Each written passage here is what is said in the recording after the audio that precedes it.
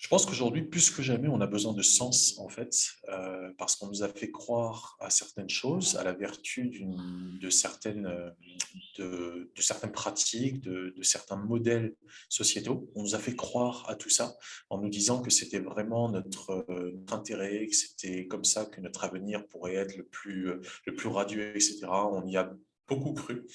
Tout ça, c'est la conséquence d'une seule chose, c'est la croyance en la vertu de systèmes qui déresponsabilisent l'individu, où l'individu, en fait, n'est plus maître de ses décisions, que c'est quelqu'un d'autre qui décide pour lui, que c'est quelqu'un d'autre qui fait pour lui, que c'est quelqu'un d'autre, en fait, qui a la responsabilité de répondre à sa place. On a fait que les gens s'imaginent que plus j'ai de likes, plus j'ai un gros salaire, plus j'ai un gros statut, plus, en fait, je suis responsable.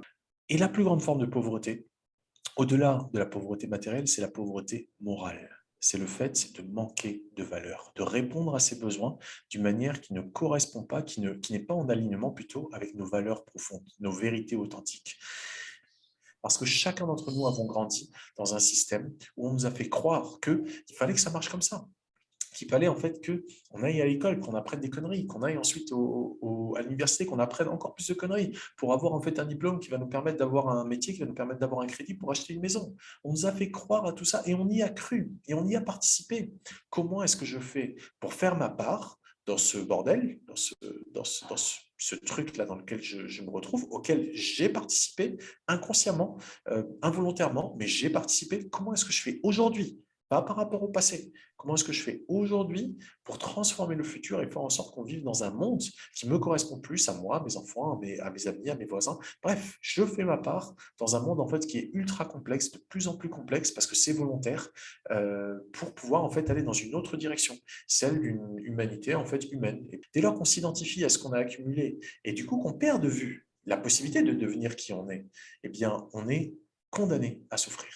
Quelqu'un qui ressent de la gratitude pour ça et qui se dit, j'aligne mes actions avec mes pensées, avec mes valeurs, avec qui je suis vraiment au fond, et je le fais pleinement. Je le fais de manière bénévole, je le fais avec bonne volonté, peu importe le salaire. On la remercie la vie avec de l'argent? Pas du tout. On ne peut pas remercier la vie avec de l'argent. Parce que la valeur de la vie est inestimable. On ne peut pas mettre une valeur dessus. C'est inestimable. La question, c'est la suivante. C'est, suis-je en adéquation avec ce que je fais à un moment donné? Et si je le suis, est-ce que je fais de mon mieux avec ce que je sais? Si c'est le cas, il n'y a aucune raison que je ne sois pas heureux. Si ce n'est pas le cas, c'est une indication qu'il y a quelque chose à changer. Si on rentre vraiment dans une véritable logique d'excellence humaine, vraiment de se dire, je vais devenir la meilleure version de moi-même, il n'y a plus de place pour la déresponsabilisation. Il n'y a pas de place non plus pour la culpabilité. Il n'y a que de la place pour la responsabilité.